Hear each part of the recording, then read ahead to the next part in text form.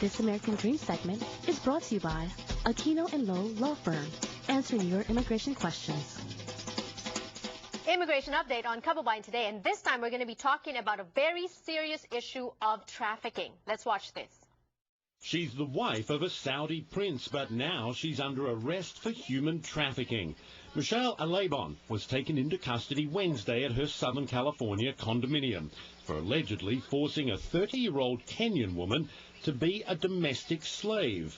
She was working 7 days a week, day and night, 16 hours a day, not free to leave, having to do whatever work they told her to do, and it was like washing dishes, taking care of kids. The Orange County District Attorney says the victim, whose name isn't being released, started working for the family in Saudi Arabia in 2012.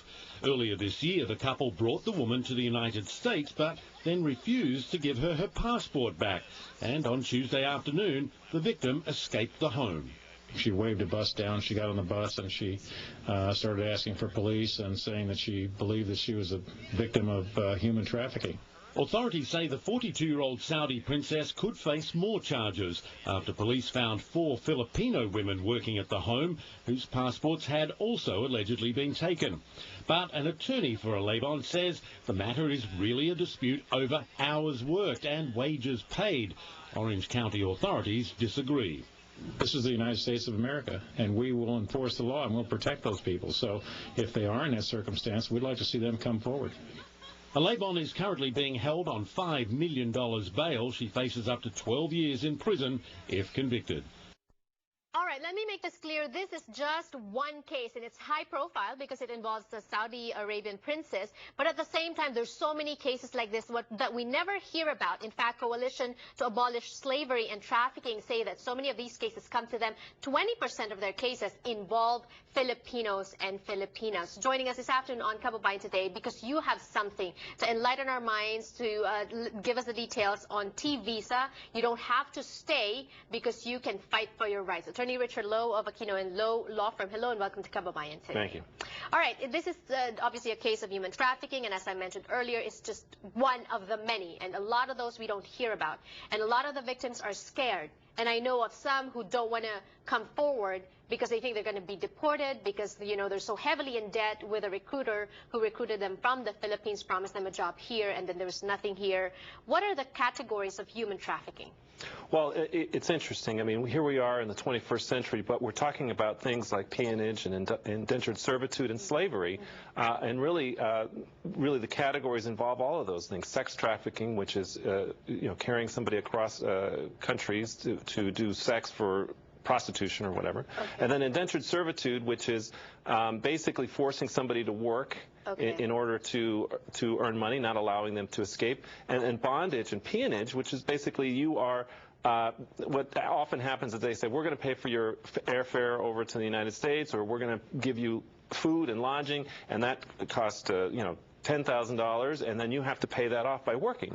And of course, that bill never gets lower, and you're always in debt. Right. I even covered a case of a trafficking case before where the woman, every time her birthday comes, the employers would give her a card, and they would see it deducted from, she would see it deducted from her salary at the end of each month. And they were giving her lodging, but she was sleeping on a dog bed in the kitchen. It's just very sad because these people are taken advantage of because of their vulnerability. But you don't have to be vulnerable because there is help for you. Yes, there is help. I mean, you can and you should come forward if you believe that there is a problem. Certainly, I mean, what we're talking about here is severe trafficking, and that involves force, fraud, or coercion. So it's not that you're upset with your employment. It's that somebody is forcing you into labor or coercing you or doing it by fraud, a bait and switch, if you will. You know, they tell you you're going to come and work for me for 7 days a week, and you'll have only 8 hours a day, and then you end up working 16 hours. You end up not being able to leave the home.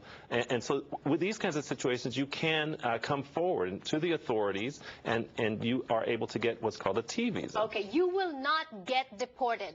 That's the guarantee.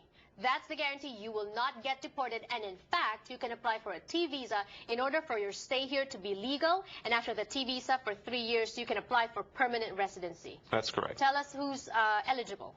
Well, in order to be eligible, you have to be somebody who has been a victim of severe human trafficking. What is severe? That's the catchphrase, because severe for some may not be severe for others. Yeah, like I said, severe is something that involves force, fraud, or coercion. Okay. So you are a victim of severe human trafficking, that you will suffer extreme hardship if you have to return to your home country. Oftentimes there's a lot of stigma or shame involved for what you were forced to do, or you have suffered physical or emotional harm based on that, or just you're going to lose your ability to pursue your case against the people who are putting you in perpetrators in U.S. courts, because you're going to have to leave. Some of these are the factors for extreme hardship, and that you are here in the United States, and then based on that you can get a T visa, which will allow you to stay here while the case is being prosecuted. You have to be willing to go forward to the police, willing to go forward to whatever authorities, and be a witness and present your case and help the authorities put this person behind bars. Yes, because make no mistake about it, the government, the U.S. government is taking trafficking very seriously, thanks to them, and thanks to you for explaining options to those who find themselves in similar situations. Number on the screen, call them if you think that you have a case for a T visa. Thank you so much, and more power to you. Thank you. All right, entertainment still to come on Kababayan Today. Don't go away.